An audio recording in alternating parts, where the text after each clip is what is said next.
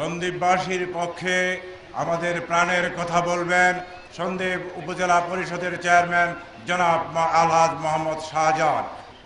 আজকের এই দিন সন্দ্বীপবাসীর জন্য অত্যন্ত আনন্দের দিন। আমি মাননীয় প্রধানমন্ত্রীকে সন্দ্বীপবাসীর পক্ষ থেকে উষ্ণ অভিনন্দন জানাচ্ছি। সন্দ্বীপ মূল ভূখণ্ড থেকে বিচ্ছিন্ন ভাঙ্গন কবলিত একটি জনপদ। এই দ্বীপের ভাঙ্গন রোধের জন্য জাতির জনক বঙ্গবন্ধু 1970 সালের সাধারণ নির্বাচনের প্রাক্কালে সন্দ্বীপ নোয়াখালী ক্রস ড্যাম নির্মাণের স্বপ্ন দেখেছিলেন। সাগরের জলপ্রবাহের পরিবর্তনের ফলে বর্তমানে সন্দ্বীপের পশ্চিম উপকূল জুড়ে বেশ কয়েকটি ডুবোচর সৃষ্টি হওয়ার সুবাদে সন্দ্বীপ উড়িষ্যার ক্রসবাঁধ নির্মাণের ব্যয় আগের তুলনায় অনেক কম হবে বলে বিশেষজ্ঞদের মতামত রয়েছে। সন্দ্বীপ উড়িষ্যার বঙ্গবন্ধু ক্রস ড্যাম নির্মিত হলে নতুন একটি বিশাল ভূখণ্ড জেগে উঠবে, যেখানে হাজার হাজার নদী শিকস্তি লোকের স্থায়ী আবাসনের পাশাপাশি মৎস্য, কৃষি ও ছোট বড় শিল্প বিনিয়োগ সহ প্রাকৃতিক সৌন্দর্য মণ্ডিত সন্দ্বীপ দেশি বিদেশিদের আকর্ষণীয় পর্যটন কেন্দ্র হিসাবে গড়ে উঠবে। মাননীয় প্রধানমন্ত্রী সন্দ্বীপে মাত্র কয়েক বছর পূর্বেও পানি উন্নয়ন বোর্ডের একটি সাব ডিভিশন হিসাবে কার্যক্রম ছিল। বর্তমানে অজ্ঞাত কারণে সেই সাব ডিভিশনের কার্যক্রম চট্টগ্রাম জেলা ডিভিশন অফিসে কার্যক্রম চলছে। ফলে সন্দ্বীপবাসী পানি উন্নয়ন বোর্ডের সকল প্রকার সেবা থেকে বঞ্চিত।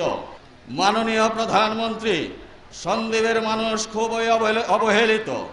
সমুদ্র পথে জেলা সদর সহ বাইরে যাতায়াত করতে হয়। সমুদ্র পথে চলাচলের জন্য নেই কোনো উপযুক্ত জাহাজ। পাকিস্তান আমলের দুটি অতি পুরাতন জাহাজ দিয়ে সন্দ্বীপ থেকে সদরঘাট রুটে যাতায়াত করতে হয়। অনেক সময় জাহাজগুলো পথের মধ্যে নষ্ট হয়ে জনদুর্ভোগ সৃষ্টি করে।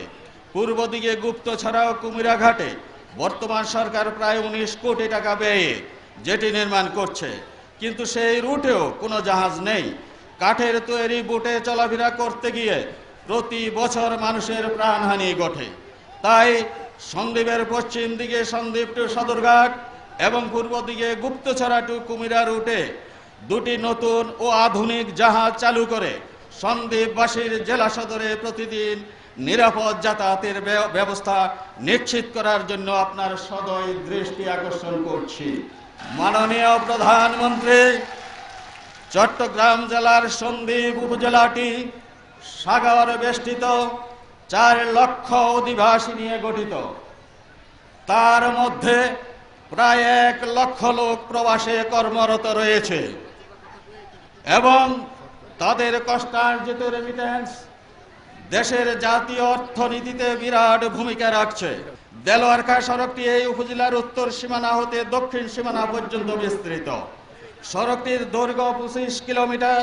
এই 25 কিলোমিটার দীর্ঘ সড়কটির 9 কিলোমিটার অংশ জেলা সড়ক উন্নয়ন প্রকল্প চট্টগ্রাম জোনের আওতায় ন্যস্ত থাকায় সড়কের বাকি অংশ প্রকল্পের বাইরে থেকে যায়। ফলে সড়কটি সংস্কারের অভাবে যানবাহন চলাচলের অনুপযোগী হয়ে পড়েছে। সড়কটির অবশিষ্ট অংশ জেলা সড়ক উন্নয়ন প্রকল্প চট্টগ্রাম জোনের অধীনে এনে যানবাহন চলাচলের উপযোগী করা খুবই প্রয়োজন। বর্তমান সরকারের 3 বছরের কিছু সফলতার কথা আমি তুলে ধরতে চাই। এই পর্যন্ত 8 কোটি 47 লক্ষ টাকা ব্যয়ে 21 কিলোমিটার রাস্তা পাকাকরণ করা হয়েছে। 9,17 লক্ষ টাকা ব্যয়ে 25টি প্রাথমিক বিদ্যালয়ের ভবন নির্মাণ, নিট বেজ স্কুল মেরামত ও স্টুডেন্ট টয়লেট নির্মাণ করা হয়েছে। 1,47 লক্ষ টাকা ব্যয়ে 2টি ইউনিয়ন পরিষদ কমপ্লেক্স নির্মাণ করা হয়েছে। জলবায়ু ট্রাস্ট ফান্ডের অর্থায়নে 71,48,000 টাকা ব্যয়ে 70টি ঘূর্ণিঝড় সহনীয় গৃহ নির্মাণ করা হয়েছে। একটি বাড়ি একটি খামার প্রকল্পের আওতায় 384টি পরিবারকে গাভী, গাছের চারা সহ বিভিন্ন আয়বর্ধক সামগ্রী প্রদান করা হয়েছে। 55 লক্ষ টাকা ব্যয়ে 5টি নতুন কমিউনিটি ক্লিনিক স্থাপন ও 25টি কমিউনিটি ক্লিনিক সংস্কার করে লোকবল নিয়োগ দিয়ে ক্লিনিকগুলো সচল করা হয়েছে। এছাড়াও উত্তর সন্দ্বীপ কলেজ এমপিও ভুক্তিকরণ, ছাত্র ছাত্রীদেরকে বিনামূল্যে পুস্তক প্রদান, গরিব কৃষকদের মধ্যে বিনামূল্যে সার প্রদান, মৎস্য চাষীদের মধ্যে বিনামূল্যে পোনামাছ চুন সার প্রদান, ঝাটকা নিধনকারীদের মৎস্যজীবীদের মধ্যে খাদ্য সহায়তা সহ অনেক সফলতার স্বাক্ষর রয়েছে।